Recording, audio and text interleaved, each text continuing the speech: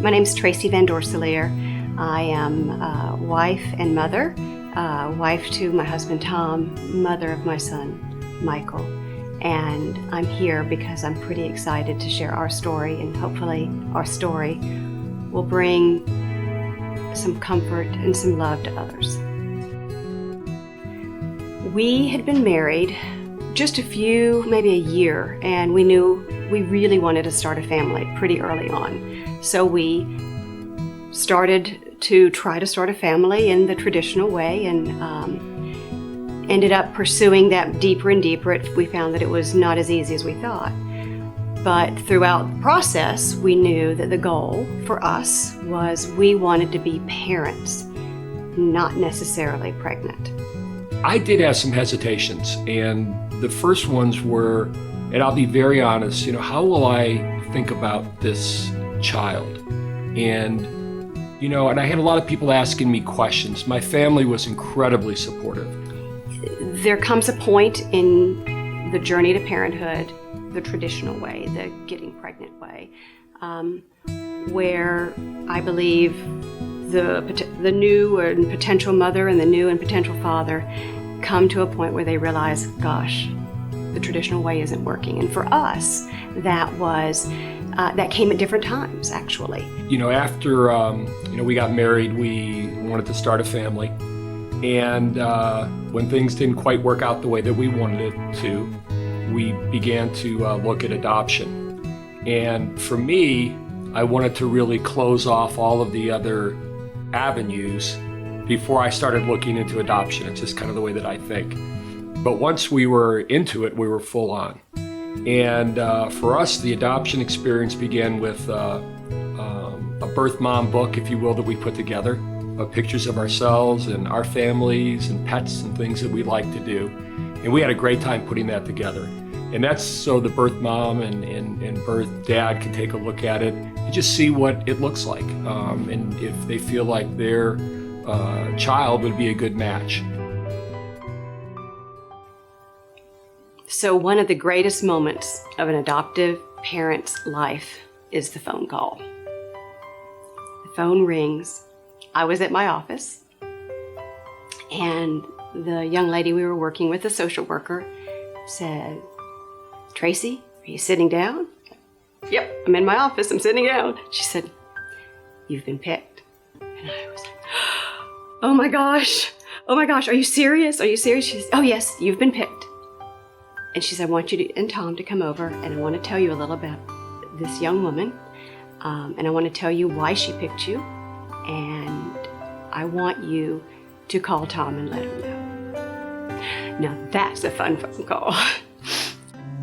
The day that we met Michael's birth mom and birth father, birth grandparents, was by far the most nervous I've ever been in my life. And I don't usually get really nervous on things, but I was very anxious that morning because I wanted to make a good impression. I wanted to do the right thing.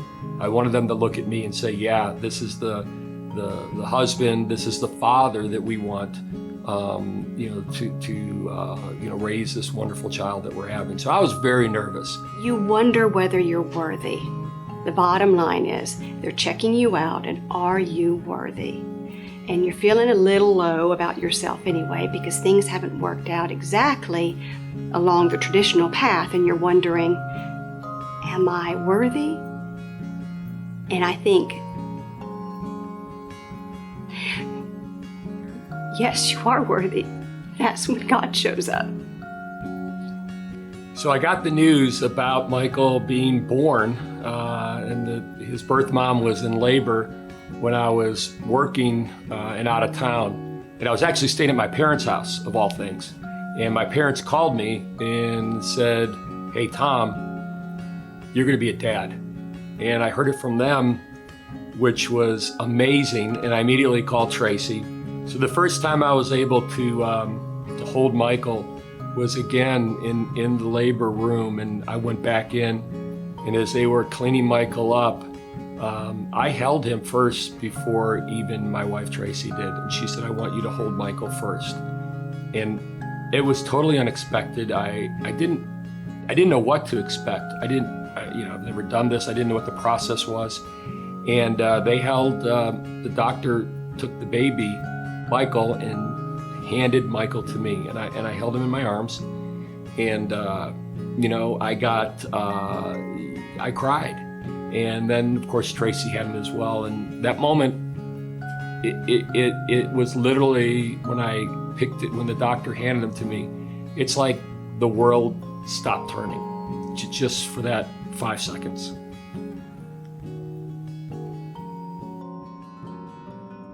Sitting there talking to the Michael's birth mom and birth dad and the birth grandmother, I was really praying that I could get through all this nervousness. And then I stopped and I said, I need to pray for them too, because I could tell that they felt that same way.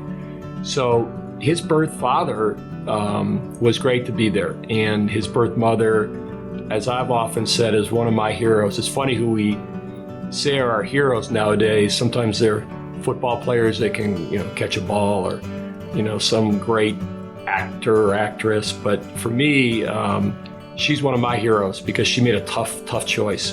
And she saw it through to the end in a real graceful way, caring way, and kind way. So she'll always be one of my heroes. As I think about Michael, I can't imagine a world without Michael. I really can't. Mm-mm. And if we didn't have Michael, the good Lord would, I don't know what he'd do, but he'd have him somewhere else because he's just that type of kid. In my mind, plan A was, I want to be a parent. Somehow the switch gets flipped and I become a mom. So how I got there, how I thought I would get there, it didn't work out that way. But trust me, it's not that it didn't work out, it's that it worked out way better. Way better. So plan A was evolving right in front of my eyes. I just didn't know it. This rich experience of parenting Michael, and every day that led us to Michael, and every day that has led us, that we have shared since having Michael, has been way better than we thought. And there's not a day that goes by that I do not think about the young woman who made Plan A possible for me and for you. Yeah, I had a friend tell me once that God's plan's always so much better than what we can think of in our minds. And for me, when they told me that, yeah, sure, I get that. But then when it plays out in your own life, it just hits you right between the eyes. So what I thought was going to be my plan for children and a family wasn't even close to the joy that we've had with Michael and being together. So God's plan really is always better, greater, more wonderful than we can even think of. And that's how I would talk about that situation.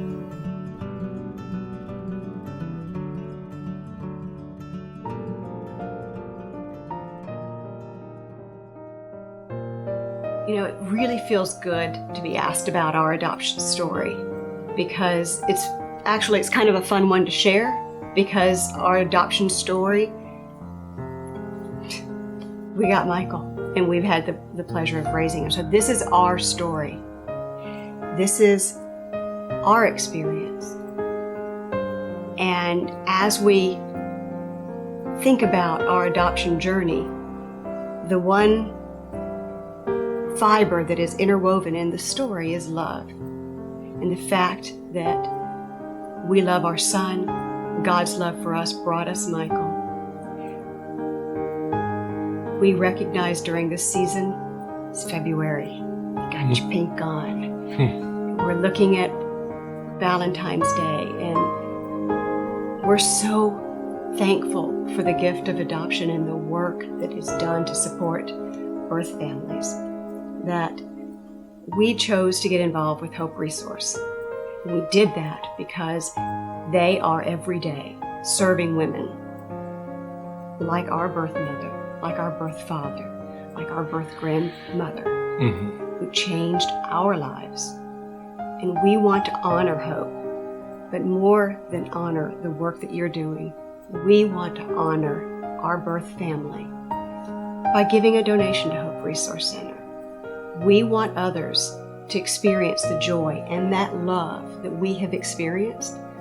We want to support Hope because they bring love not only to birth families, but to families. Forget the adjective, but to families everywhere.